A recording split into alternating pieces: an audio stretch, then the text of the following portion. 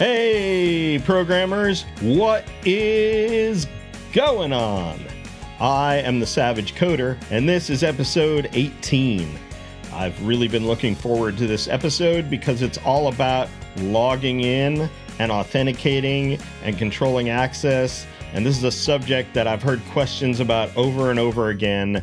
And while all the answers are obviously out there online, I personally find that the information is scattered all over the place, and the pieces that you need, you have to bring in from all different places and then play around with them until they work. So we're going to go step by step over the next, I would say, 4 episodes, this one plus maybe 3 or 4 more. And we're going to take them one piece at a time and break it down. We're going to talk about how they work and how to build this whole thing out. So I'm really looking forward to it. I think you're really going to enjoy it. So let's not keep yapping. Let's get into it.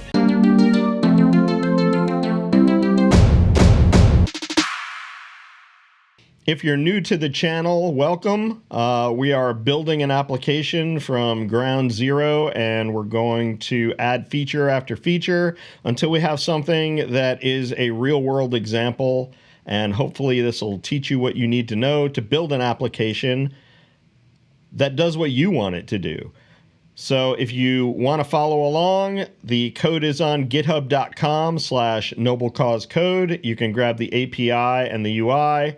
If you look in the description, you'll find links to this GitHub repo so you can download the code, and you can also look in the card above and check out a video that shows you how to download the code for this and every episode. Today we're going to talk about logging in. Logging in can be done in so many different ways. Back in the day, we used to not be as worried about security for some reason, and so there were some bad practices out there, and we've learned from our mistakes over the years. So what we're going to do for this application, being that it's just an example, we're going to use JWT tokens, and we're going to generate those tokens ourselves. You also could rely on third-party services for your OAuth 2 or OIDC. You can use cloud services to authenticate. There's so many options. The one we're going to go over is more for the smaller site. It's something you can build your own solution with. And I think it brings together all the concepts that you'll need if you want to have Facebook or Google or Microsoft or any of the OAuth 2 providers that are out there. The concepts are all pretty much similar. So today we're going to start with the login page in the UI. So once we get that done, then we can call out to our API and have our API generate our tokens, and we can use those tokens as an authentication mechanism, and it will give us something we can send to identify ourselves when we are logged in, and who it represents who we are. One thing that we no longer do is store passwords in a database in clear text. So what we're going to do for our solution is we're going to store a salted password, and that's an encryption mechanism that is one way, meaning once we encrypt the value, we cannot decrypt the value. And it also is helpful because each time you encrypt your data, the hash that comes out is different.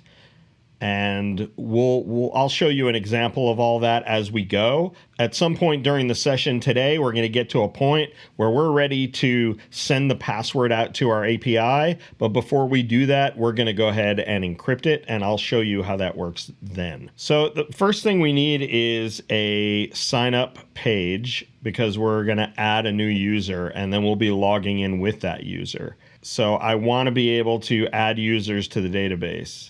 And we're using Bootstrap as our UI framework. So I'm just going to go into Chrome and I'm going to search for Bootstrap signup form. And if we look at this second one that I get, it's tutorialrepublic.com. I'm going to go in there and I'm going to choose this blue one here. And the reason I chose this, I looked this up before I started recording. It has a nice sign up form that has some of the fields in it we need. We'll have to modify this a little bit.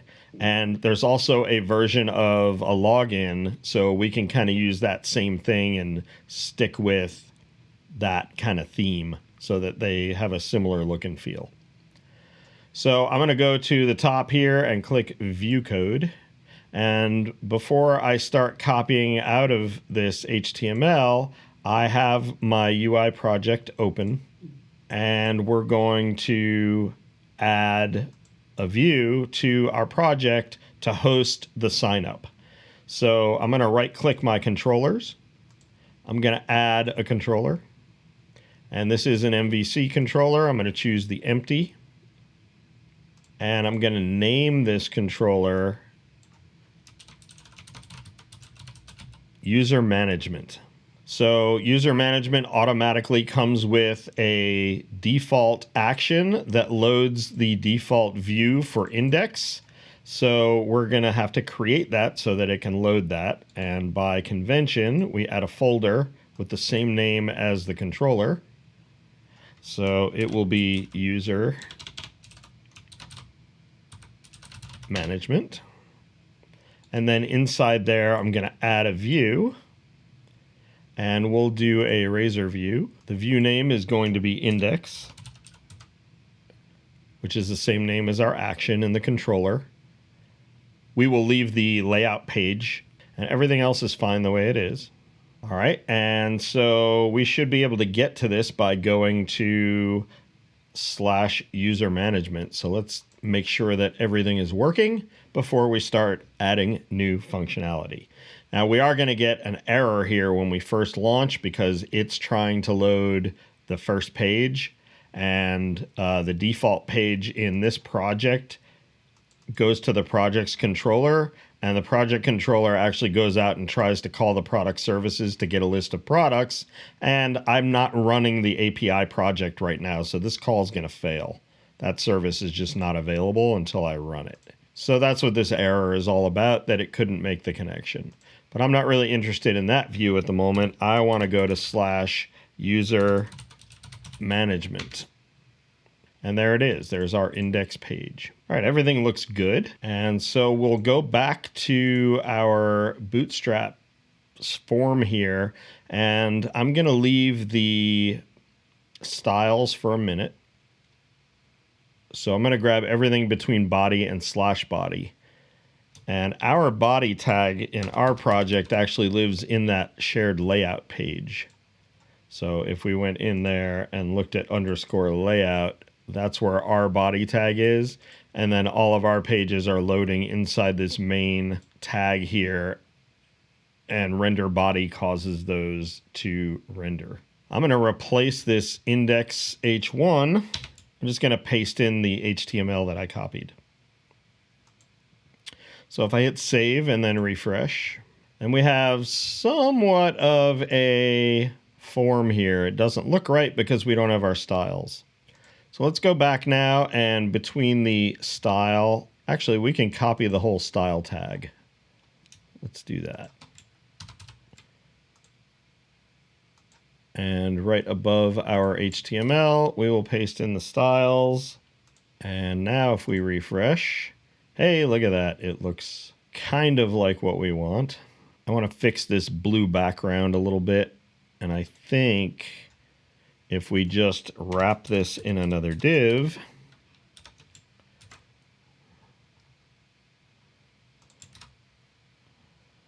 and we'll put a class on that called blue container.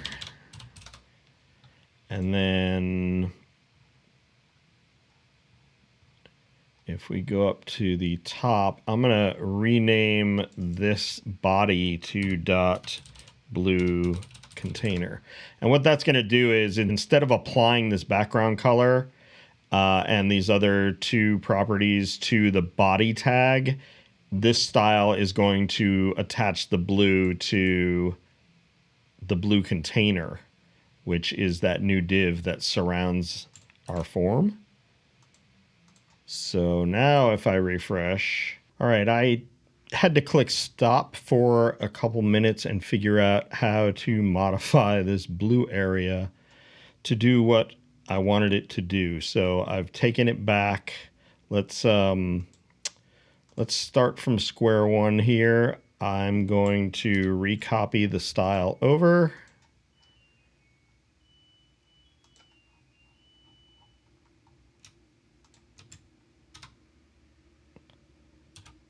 And let's see if that gets us back. Yeah. So we could leave it this way, but I don't want the blue to cover the bottom. So let's fix that. So first thing was the right answer, to create a blue container class, and instead of applying it to body, we'll do dot blue container, and we'll just color the div instead of the whole body. So there's the div. So the rest of the problems here are happening with margins on this top nav and below.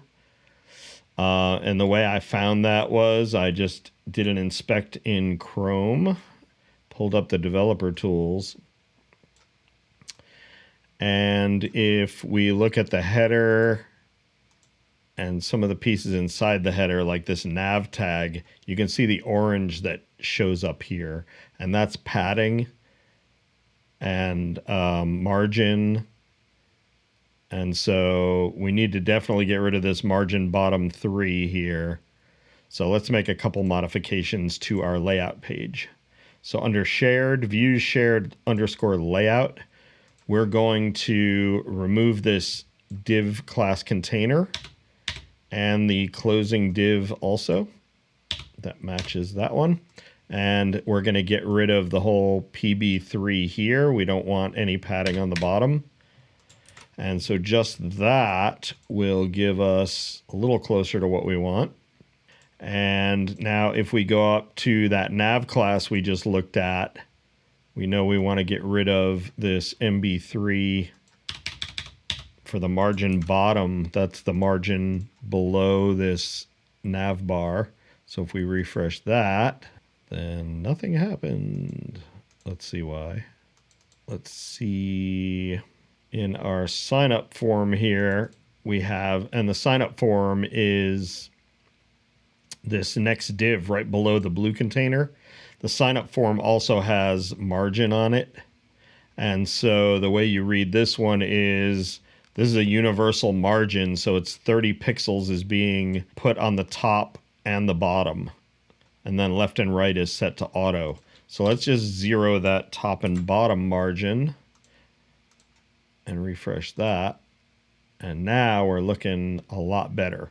So if we can now stretch that to the height of this window, we'll be in good shape. The way we do that is by measuring the viewport. And the viewport is actually the whole visible area in the browser. So we're going to have to calculate basically 100% of the height minus the number of pixels in this nav and in this footer. So they're each 60. And the way you figure that out is you can right click the nav, and if you look at the nav and go to the computed tab, you can see that there's 40 pixels in height plus 8 top and 8 bottom. So that's 56 plus 1 is 57.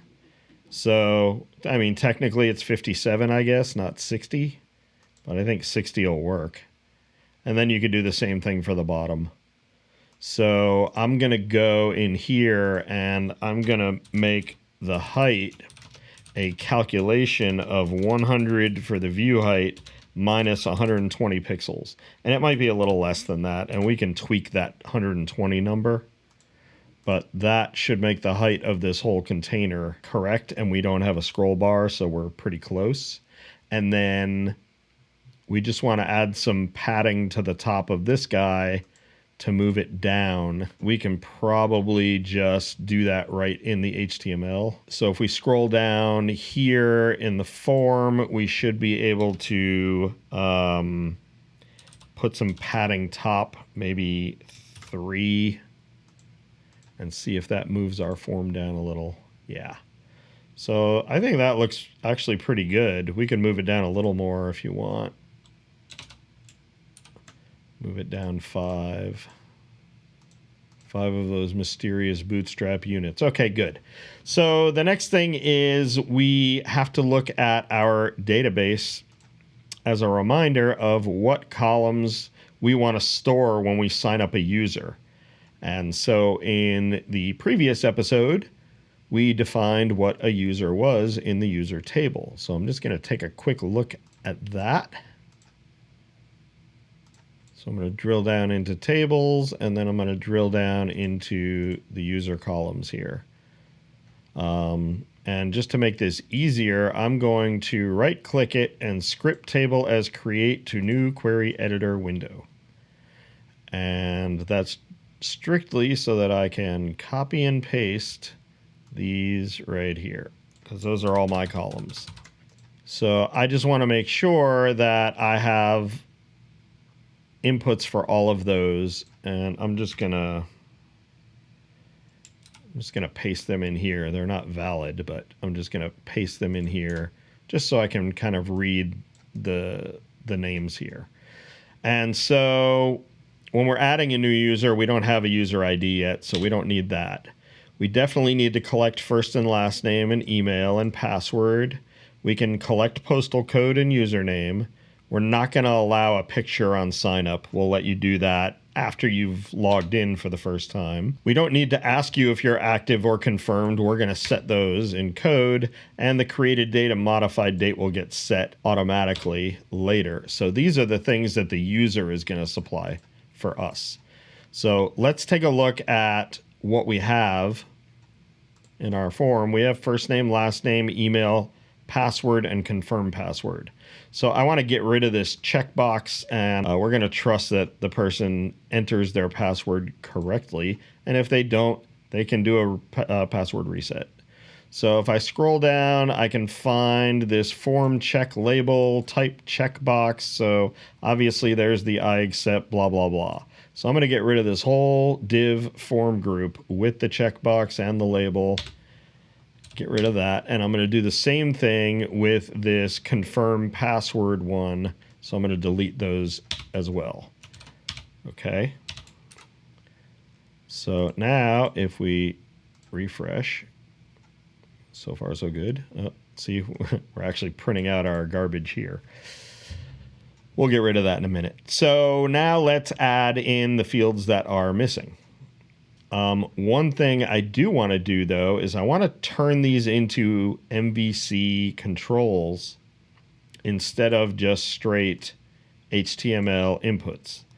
And in order to do that, I need to create a model first, or a view model, so that I can bind these text boxes to my model. And what I mean by bind is I want to connect this text box for first name to a view model's first name property, so that when I type something in here, I'm actually modifying the property of the view model object. So by the time I'm done filling out my form and I click sign up, my model is all populated with all these values, and I can just use them.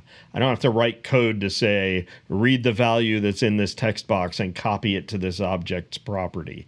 So we can do that automatically within MVC. We just need a view model. So I'm going to go into the view models here, and I'm going to add a new class, and we will call this a sign up view model.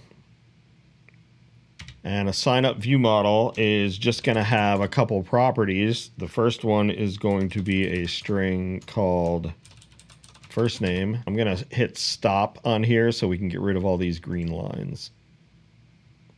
And once we have our first name, we need a last name. Let's copy those other guys that we pasted up here. Let's get a copy of those in here.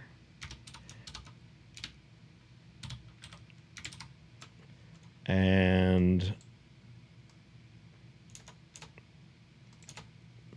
so first name,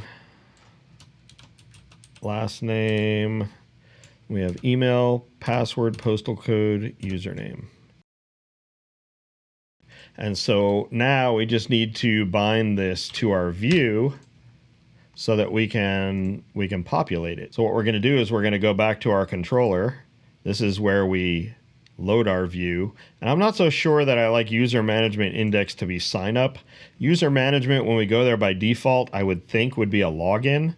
So we'll leave index for later, but let's create another one of these. I'm just going to copy this whole method. And let's make another one of these for sign up. And for the view, we'll return sign up. And right now there is no signup.cshtml in user management. So I'm going to rename this index to sign up. Now all we need to do is create a view model. So I'm going to type var view model equals new sign up view model. And right now it's an empty view model. I will bring in the using. And then I'm going to pass that view model to my view so that I can bind it. I need to tell my view that it is going to receive this namespace's sign up view model.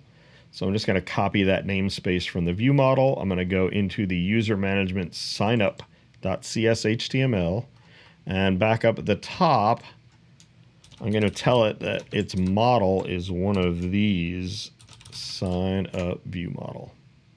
So now model dot at capital model dot will get me hooked up to my view model. So there's a couple ways you can do this to bind it. One way is to make sure that the name matches the property on your view model. So this name's not good because it's first underscore name. So I would need this to be at least something like first name. And then we could put a value in here, and the value could equal at model dot first name. And that would work fine. That would data bind right there, and that would work. There is a more code-friendly way of doing this with an MVC helper. And we have access to the helpers because in this view imports CSHTML, see this at add tag helper, and it brings in the Microsoft tag helpers namespace. So this says import all the tag helpers from that namespace. And so we can use those in any one of our views. We don't have to do anything to make that happen. So I'm going to recreate this div row, but I'm going to use, instead of this input, I'm going to use the tag helper.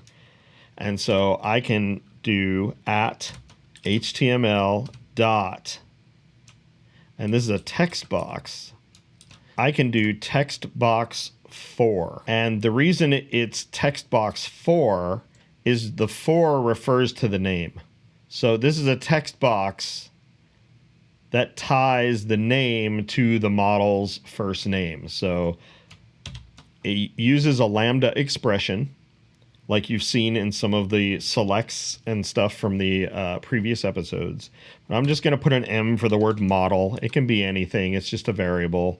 And then an arrow, which is just an equal greater than. It does look different on my screen than it will on yours.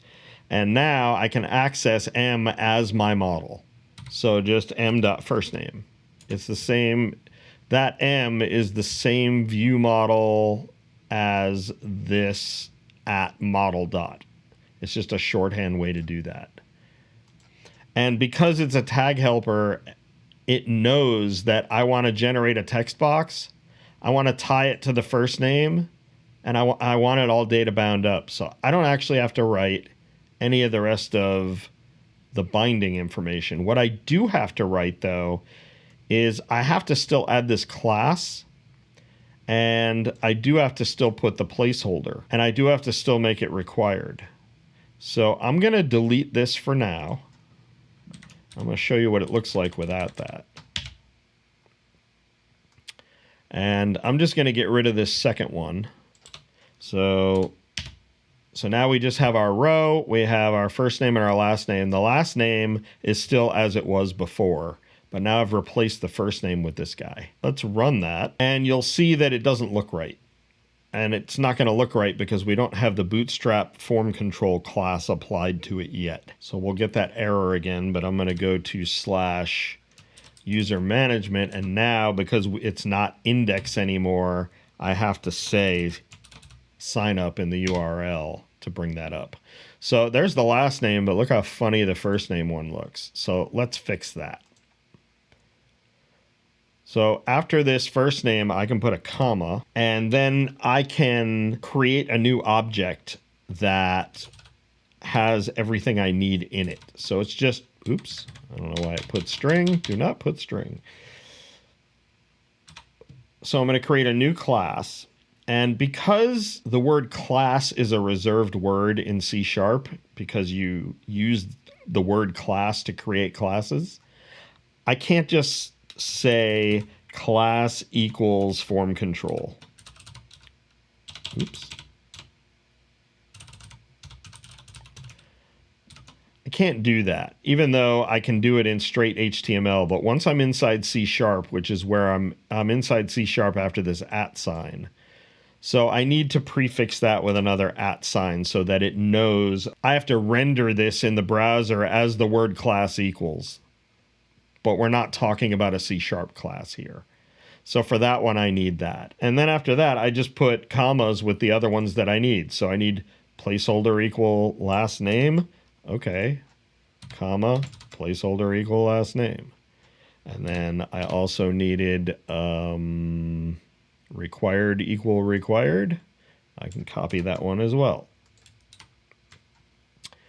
And cool, let's save that and let's re-render this page.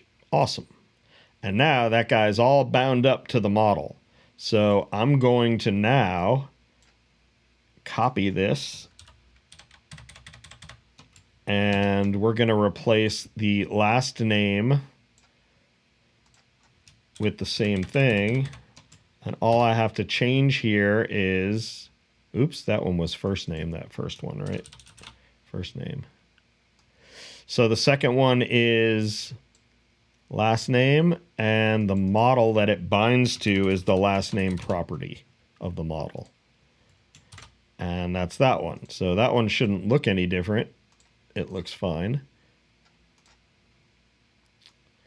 And we can do the same thing for the rest of these form elements.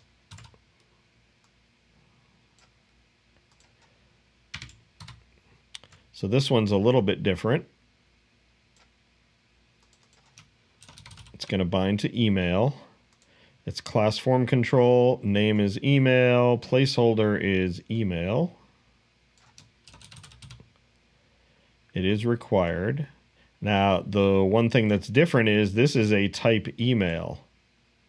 So there's one of two things. I don't know for sure. I haven't used these HTML helpers in a little while, but I'm going to see if there's an email for. There is not. So since email is just a type, I'm going to assume that we just add type email on that. And let's take a look and make sure that that's correct. So it looks correct. It looks just like the one below it. If we inspect, it's an input class, ID, name, placeholder, required, type equals email. So it is fine. Awesome. So we can get rid of the email one below it. And same thing here with password. We can see if there's a password for. There is. So we'll do this one as a password for. We will bind it to, oops, to password. Type we don't need because that password for, I'm sure, will render with the correct type. The placeholder will be password. And we can get rid of that one now. let's add one of these for, well, that's an email. Let's paste after, let's keep email and password together. Let's put the username here, but I want that to be a username, form control, type. We don't need type. Placeholder is username. Required. And we also have one more. We'll put after password, and that one is the postal code. And the placeholder is postal code. We could replace the button with an MVC button, but I don't know that we need to. And we'll have to user management sign up. Cool. So, all right, let's get rid of this stuff up here. We don't need that anymore. The next thing we want to do is the same thing to this HTML form tag. And to do that, we're going to actually use a using statement. And this is different than the usings that we use normally in C#. This type of using is a way to dispose of any objects that you declare inside the using statement. And I'll show you what I mean by that. Whatever I declare inside these parens they only last as long as the scope of the code in these curly braces.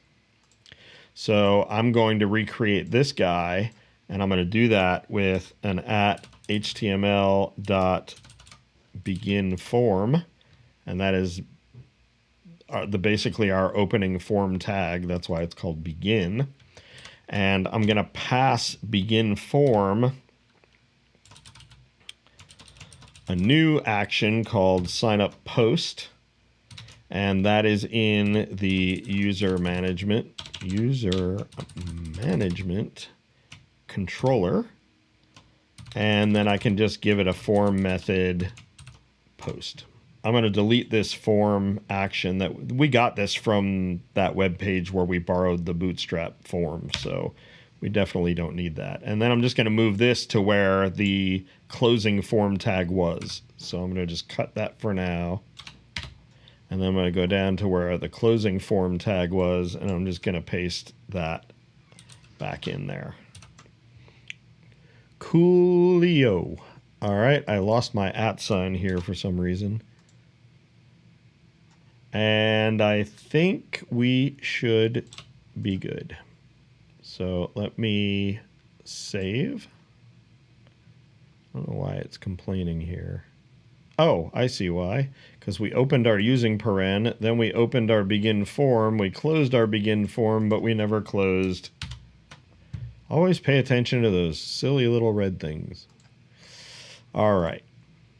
We have our form. If you want to inspect, we can find there's the form action, going to user management, sign up post. So this is a different endpoint.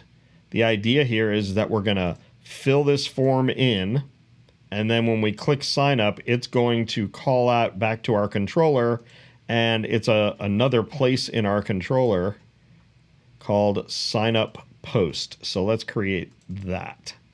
So it's kind of the same as this. So we'll start with something like that. We're going to change the name to sign up post, and it's going to take a sign up view model is what's going to get passed into us. It's going to come in as an HTTP post. That should be somewhat familiar from our WebApi. This is no longer relevant here. But what we want to do here is we kind of want to insert our view model data to the API. In parentheses, that'll go in our database. And then we want to redirect to let's call it a confirmation reminder. So the idea is you come to the site, you sign up, it sends you an email, and we'll have some screen where you go if you are signed up but you're not yet confirmed, and it kind of is a page that just says, hey, we sent you an email, please click the link, and it'll probably have a link on it as well to resend that confirmation email. I'm sure all of you have been through that before. So let's go ahead and add that. Actually, for now, let's just copy this top one. We're not using that yet. That will be our login. And let's call this confirmation reminder. And we'll just return a view called confirmation reminder. So I'll just copy that and stuff that in there. And it'll be part of the same user management. So if we go down to our views, user management, and do add view, razor view, and we're just going to call it confirmation reminder. Okay, it wants me to fix errors before. All right, fine. So first thing I'm going to do is fix my typo. Confirmation reminder. And this is complaining because, well, we're going to eventually call out to our API, so this is going to have to be async. And that means we have to wrap this guy in a task. And to make the async happy, we can just await task.completed task, and then we can return, let's do a redirect to action, and the action is going to be the confirmation reminder. So all that's going to do is send the browser back to this action up here, which is just going to load this view. And so now if we can build, then we can add that view. Yeah. So now let's try add view, razor view. I don't know if I still have it copied. I do. Add. And we'll just put a space in there. That's good enough. We're not working on that now. What we do want to do is make sure we're getting our view model in. So let's put a breakpoint on line 31 here. And we're going to run it and see if it works. I will have to go to user management /signup. First name. Username. Email.